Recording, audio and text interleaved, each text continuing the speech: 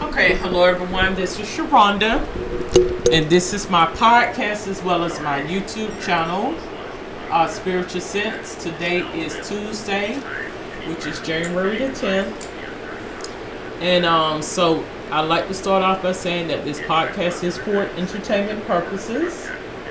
It's not a religious nor a biblical podcast, and so I'm going to briefly go into the topic for today. Now, as I mentioned, I was going to do a episode on 20 deities. There are many deities, gods and goddesses that you can call upon in regards to fertility, love, healing, positivity, whatever the case may be. And you may find that many cultures out there use these gods and goddesses by way of statues and monuments or figurines or whatever the case may be. And so as I've done my research over the last few years in regards to deities and rishas and things of that nature, this is giving a face to whatever the representation of that deity is. It's not necessarily to worship that deity, because ultimately it's God by way of. Okay?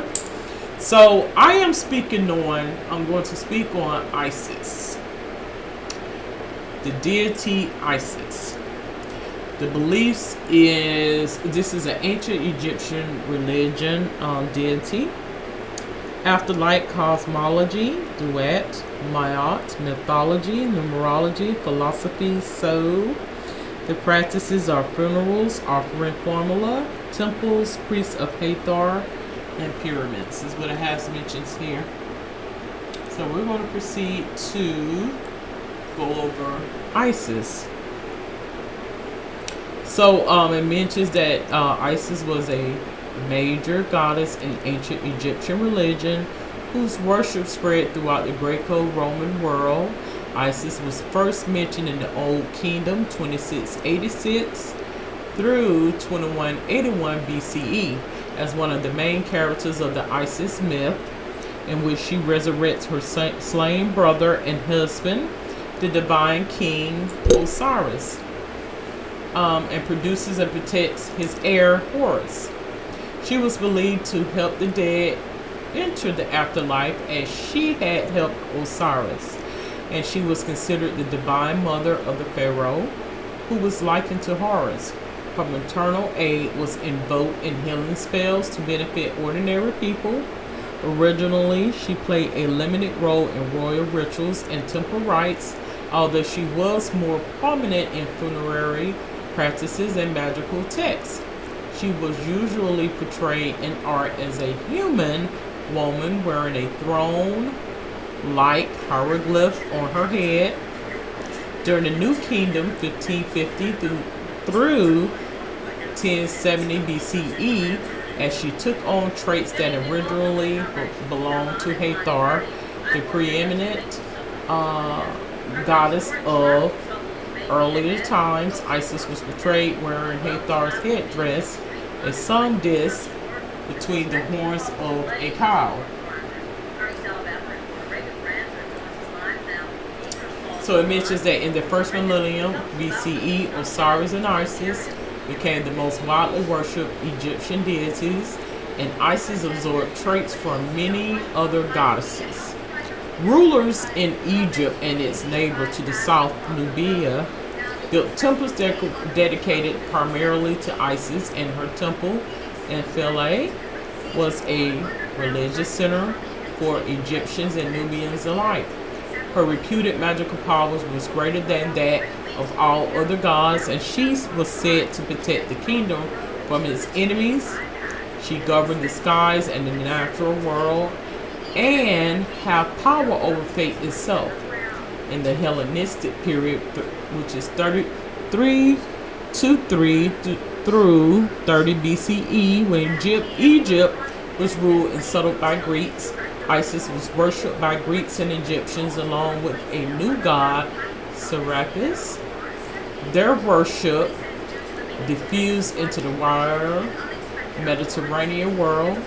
Isis, Greek devotees ascribe to her traits taken from Greek deities, such as the invention of marriage and the protection of ships at sea. She retained strong links with Egypt and other Egyptian deities who were popular in the Hellenistic world, such as Osiris and Harpocrates. As Hellenistic culture was absorbed by Rome in the 1st century BCE, the cult of Isis became a part of the Roman religion. Her devotees were a small portion of the Roman Empire's population, but were found all across its territories. Her following developed distinctive festivals such as the Magium Isidis, as well as initiation ceremonies resembling those of other Greco-Roman mystery cults. Some of her devotees said she encompassed all feminine divine powers in the world. The worship of Isis was ended by the rise of Christianity in the 4th through 6th century CE. Her worship may have influenced Christian believers in practices such as the veneration of Mary, but the evidence for this influence is ambiguous and often controversial.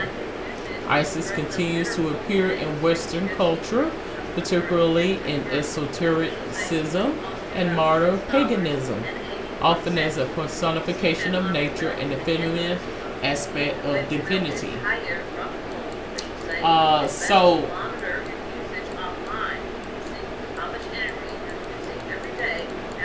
it just gives very much extensive information, but let's get into not going too much in terms of all of the the dynasties and things of that sort. I want to get more or less into the person.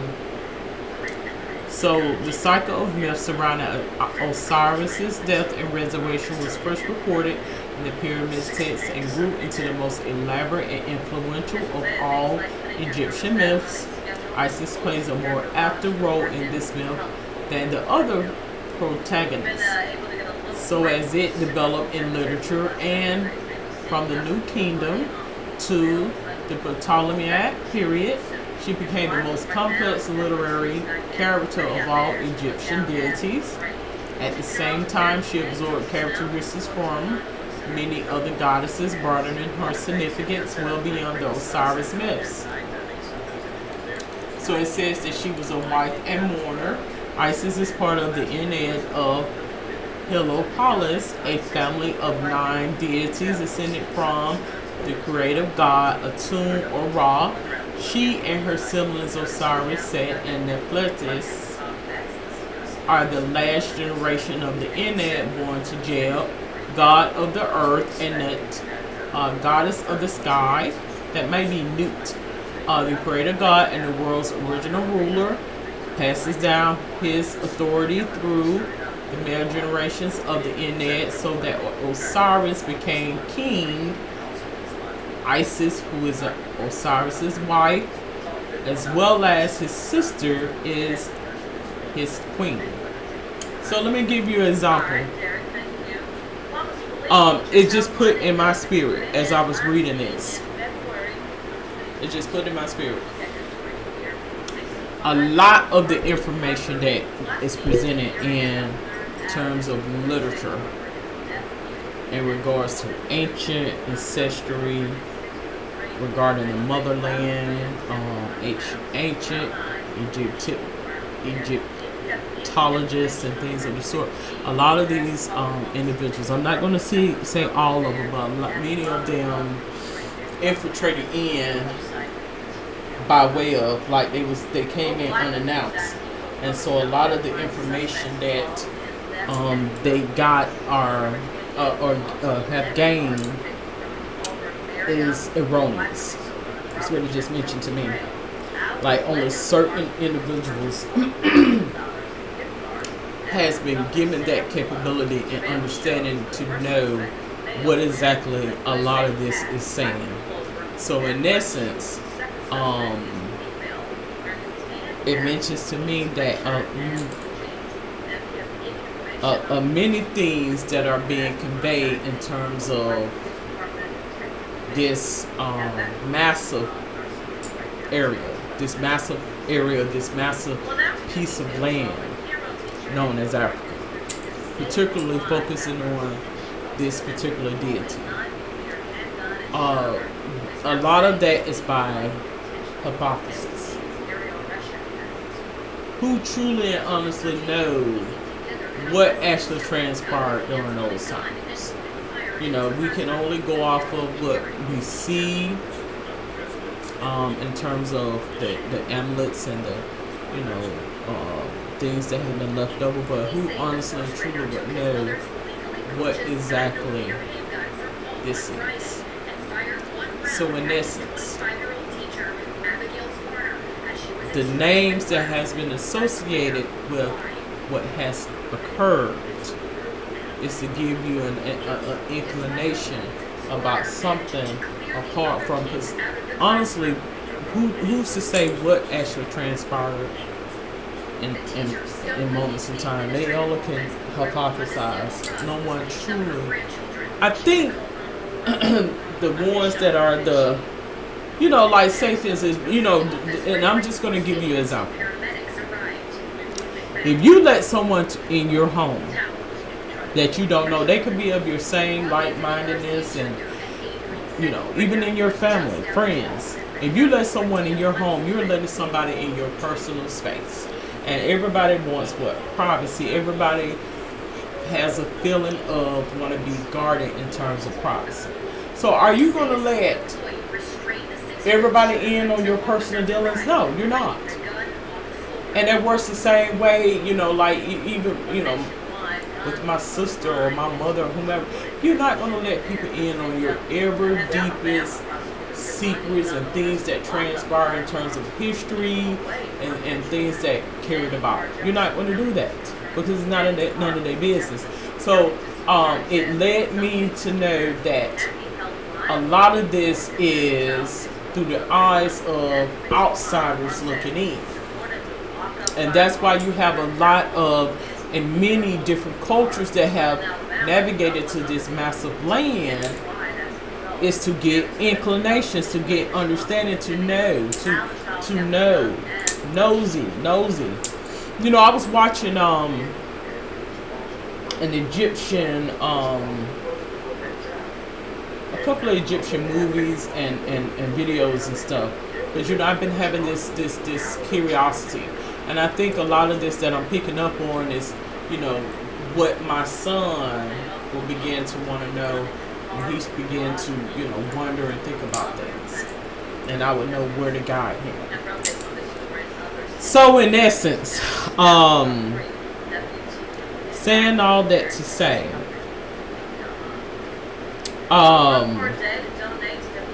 they give you a smidge bit of information, because a lot of the people I feel came upon those lands unannounced, and as a result, curses were being projected out.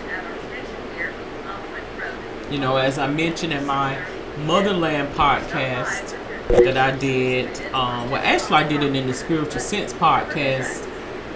But I did touch bases on it when I did a recording in my Motherland, which I had mentioned it as Ancient Ancestry, but now I've named it to Motherland.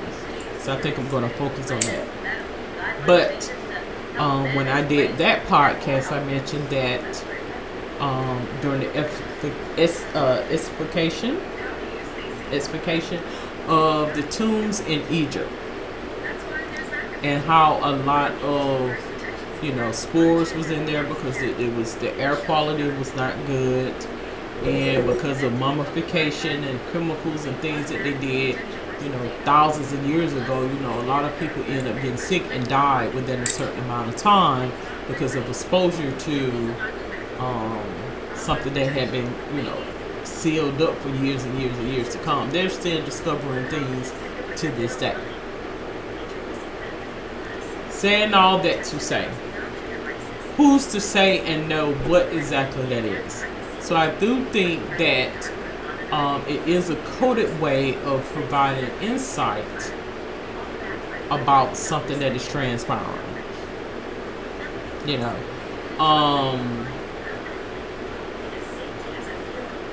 do I believe that a lot of these energies existed? I do. I do believe there was dynasties of kings and queens and things of that sort, and I do feel as though they was more well off than the average person would know. They were. I do feel that. Do I feel as though they was perfect? I don't. I don't.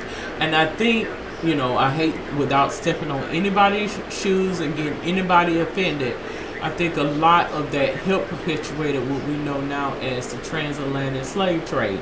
I feel as though there was some disagreements, battles within the home in terms of marriages, relationships, and things of the sort. I do feel that way. And oftentimes when company shows up and they see that there's adversary against a break in the family unit, they're going to it's going to be like music to their ears. It's going to be like entertainment. Well, hell, what make you think I'm going to do you any better if that's what he's doing? And so in essence, I think this is why, the motherland as such will allow only a smidge bit of information, because once revelation has fallen upon you, a lot of people are going to be sick when they find out the truth. Like literally sick to their stomach. So it has to be written in such a matter to where certain people are what it is revealed to certain individuals. People can get mad, you can get how you want to get, but once that revelation has come to you, then you will get and understand. Okay? So Set kills Osiris in several versions of the story, dismembers his body. Isis and Nephthys, along with other deities such as Anubis, searches for the pieces of their brother's body and reassemble it. The efforts are the mythic prototype for mummification and other ancient Egyptian funerary practices. So I do feel as though, the things that transpired with them, Isis' role in the afterlife beliefs are based on that myth. They give an account as to mummification. I do feel as though there's a lot of contribution in terms of the advancement in medical, pharmacology, astrology, numerology, and things of the sort. So in a sense, it's like a sacrificial system, which has forefronted the advancements in medical healthcare as we would know. That's what I feel. And that's something that I've come to know. And I've been knowing for quite some time. And I was shielded from telling it. But I'm going to convey and tell that now. That's what I want to do.